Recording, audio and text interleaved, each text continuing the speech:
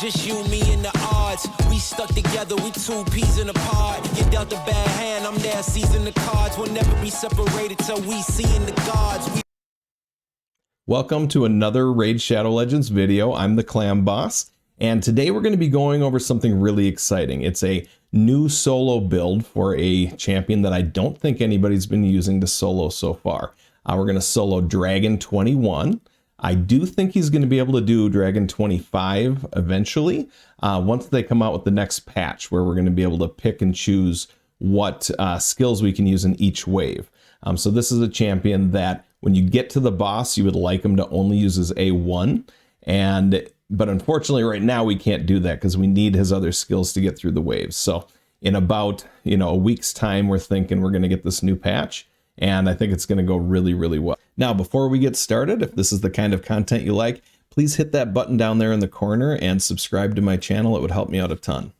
So why create a solo champion? You can always run campaign, right? I want to run campaign as little as possible. I don't get to keep anything from it. I get my silver from Spider. I get my gear from the other dungeons. I have no reason to run campaign except for to get that one sacred shard every month. So I'm not sure running 500 runs is even worth it to get that. I wish Plarium would change that and let us, forget about campaign after a certain point. That would be great. And basically, I don't want to waste any energy. If I'm running energy, I want to be getting new gear, I want to be getting good gear, and I want to be leveling up champions at the same time. All right, so who are we talking about? We're talking about Nethril. He is a beast, and he's a beast for several reasons.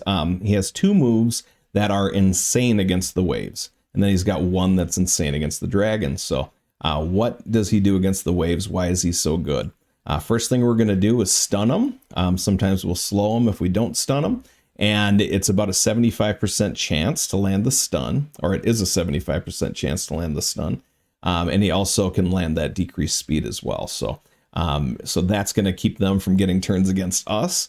And then how else do we keep him from getting turns? He attacks all enemies and decreases the turn meter by 75%. These are insanely good against waves. Whether you're soloing or you're using him in a team, this just keeps everybody else from being able to take many turns against you. And then, of course, against the dragon, I call this the Dragon Slayer move. He attacks one enemy 3 times, and of course the dragon's a single enemy, and has a 50% chance of placing a 5% poison debuff for 2 turns. So he's just laying tons and tons of poisons on there, and it's a Giant Slayer ability. He gets to hit 3 times. So unlike War Master, he's able to land this more often. You could run it with War Master, there's nothing wrong with that, but I think Giant Slayer is definitely the better one for him. And of course, we know that poisons are one of the best ways to take the dragon down. Now, where else can he solo? So first, of course, I went to campaign to take a look at that. He seems to do that without any trouble at all. He's going to go through, wipe out the first 2 waves. Then he needs to, get rid of his A1 a few times. And then after that, he's going to go in and hit him again with his, big CC abilities. So there he goes, slam, and takes him out. So he's not the fastest campaign farmer, but he can do that 22 seconds. So here we are in Nightmare campaign. He can get the job done. It takes a little while to get it done, but if you need him to help you, complete the missions, or if you don't care how long the runs take, he can get this job done as well. So I tried him out in a couple potion keeps. That didn't go very well, so I wouldn't recommend him there. However, he did a great job in Minotaur. It does take a little bit of time. It's right around the 3-minute mark, a little less, maybe 2.5 minutes. But he gets the job done. Being able to solo Minotaur is very important, so you can get the skills for 4 different champions at once. Or if you're just doing one champion, you aren't wasting that XP on anything else. So here we are hitting the waves. He comes in and stuns right away, and then he reduces their turn meter. So they're still sitting there with the stuns on. So once they do get a turn, they're going to be stunned anyway, so not a big deal. And then also, if he doesn't stun them, he's going to put those slows on them quite often. That'll help out a lot as well. But basically, he's just taking turn after turn, and they're getting almost none, at least almost no chances to attack him. So when it comes to the waves, at least, he's never in trouble. He's always, way ahead of the game. They can't crit against him because he's strong affinity. and he gets an extra chance to crit as well. So when you build him, you don't have to build him with a 100% crit rate, but he will be critting every time. So skipping ahead, it looks like right about the 2-minute mark, he's finishing off the first wave. Believe it or not, these are very consistent runs at about 5 minutes. It does take about 2 minutes to get through each wave, and then you get to the boss, and to be honest, the dragon goes down faster than the waves do. And then that's going to be sped up even faster once we can get the AI improvements in there. All right, skipped ahead again. Here he is finishing him off again. This one's actually, the second wave's a little faster. It looks like it took about 1.5 minutes for this wave. And I was really surprised at how consistent the speeds were. And I think it's because of the fact that he doesn't let them take many turns. So there isn't a lot to kind of throw off the speed that he's doing this stuff at. And again, here against the dragon, it's, you know, a minute 20, something like that to take down the dragon. And that's because poisons are just so powerful against the dragon. And since he's not putting any other debuffs up there, he never caps it out. So if he really, you know, hits a good string like he's done here, he's got 6 stacks on there right now. And unfortunately, he didn't get any extra ones on that last one. So that's the only inconsistent thing, is that he's not at like 100% with each one that hits. So it is totally possible to have kind of a dry spell where you go a turn or two without laying him on. That's why we put his health up as high as we did. And I'll go over that after this run. But basically, we just want to make sure no matter how hard the dragon hits him, it's not going to kill him. The one thing that I did notice when I ran like 20 runs in a row was about 1 out of 20 he will lose.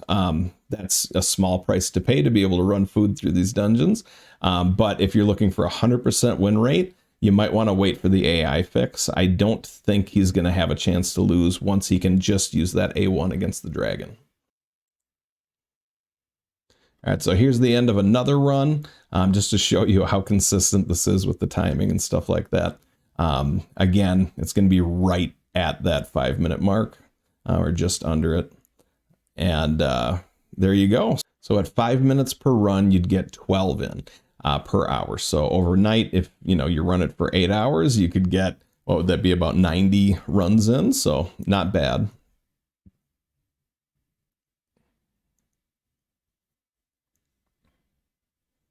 That one was actually a little faster at 4:38.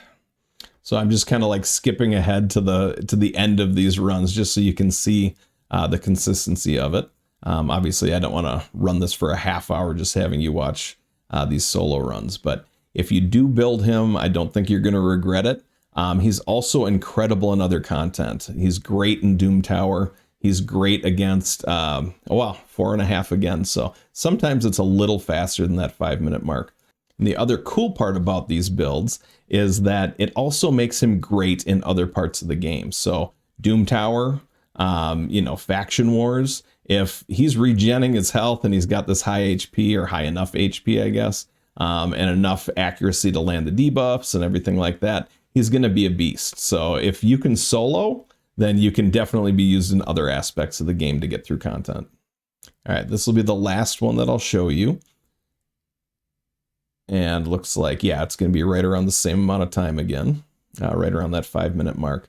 So sometimes it's as little as 4.5 minutes. Sometimes it's just under 5. I think I saw one that was at 5 minutes and 5 seconds. So it can just barely reach outside of that 5-minute mark. I think the only difference is, because it's 50% chance to land with each of those poisons, if you get really unlucky, it just takes a little longer. So take a peek at his masteries real quick. Of course, we go with the typical crit rate, crit damage, and the left side there is pretty typical as well for taking out the bosses. I went with Whirlwind of Death because every time we kill an enemy, we're going to get more speed. You wouldn't need this if you have enough speed, if you can build them around like 240 or something, but this will still help. I mean, the more speed he has, the better. The more he can cycle through his moves and stun people and do all that stuff. So more speed's always good. Wrath of the Slain increases damage inflicted for each dead ally. So we're bringing food in with us. They die right away, and now we can do more damage. So that definitely helps. Again, we have kill streak. So every champion we kill, is going to also give us more damage as well, up to 12%. And of course, Giant Slayer. His A1 hits 3 times, so it's kind of a no-brainer. And especially once we can use the AI to turn the other abilities off when we get to the dragon, this is going to be, even better. Then I went to the support tree. I did, of course, I just took extra accuracy at first. And then I used Arcane Celerity, has a 30% chance of increasing the turn meter by 10% when a debuff cast by this champion is removed or expires. And of course, that's just happening constantly. We have stuns out there, we have slow out there, we got tons of poisons out there. So if you get a stack of like 6 poisons against the dragon and those all fall off, he's got a 30% chance on each of them to get 10% turn meter. So he can just, be flying up the turn meter with that. If you do what I did, which is use, immortal gear for this, then I think Lore of Steel is a must-have. If not, then it's not as important, but, I would still take it because it leads to the next 2 things that you want anyway. And then Spirit Haste increases your speed for each dead ally. So again, the food we bring in dies, he gets to go faster, makes him way easier to build that way. If you do have him around like 220 speed, you could take Sniper instead. Sniper will give you a 5% extra chance to land those poisons. Just speed things up a little bit. But, I think in most cases to get all the stats that you want, I'd rather put more damage into him if I had the chance than to take this ability. So of course, finally, Master Hexer. This helps you land the poisons for more turns. It's a 30% chance to do that. It won't extend the stun, but it would extend the slow. So when you do hit them with slow, that can go up an extra turn. And then also when you land those poisons and you're landing a lot of them, some of them are going to go on for 3 turns instead of 2.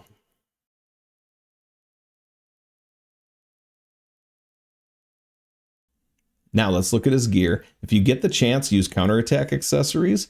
The reason why his A1 hits with those poisons, so you might as well. It'll help you, land them against the dragon even more often. And then I used immortal gear, but again, I would recommend using regen if you can.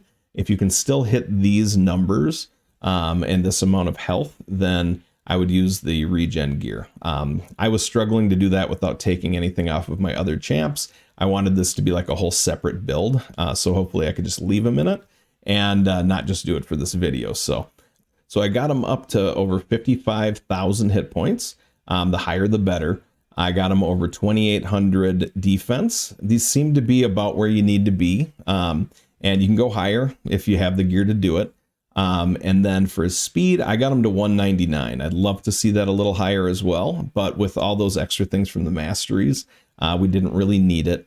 His crit rate, you just need 85%. You're running it against the red affinity, and you should only run this against red affinity. So I chose Dragon 21. Dragon 25, he was not able to beat yet. I do think after the AI change, I'm going to give that a shot, see if he can do 25. But for now, we're stuck at Dragon 21. But 85% is what you need for the crit rate. As much crit damage as you can get on him, but I've got him at 133. The resist is really important. You don't want the dragon landing those poisons on you. He'll still land the stun on you, unfortunately, but you don't want him to land the poisons on you. Otherwise, they're going to tick down your health. And then when the dragon hits you, it might be enough to finish you off. So, and then his accuracy, I think, needs to be over 215 to consistently land the poisons on the dragon. Oh, what did you think? Nethril soloing Dragon 21. I believe this is the first video on him doing this, and I know it's only going to improve with the AI changes. If this helped you out, please subscribe to my channel. It would help me out a ton. I'm the Clam Boss, and this is another Raid Shadow Legends video. It's just you, me, and the odds. We stuck together, we 2 peas in a pod. You dealt a bad hand, I'm there seizing the cards. We'll never be separated till we see in the gods. We've been low together, high forever. Long as we go together, we'll die whenever. Be a light, couldn't let the darkness try you ever. Truth in my word, you I lie to never.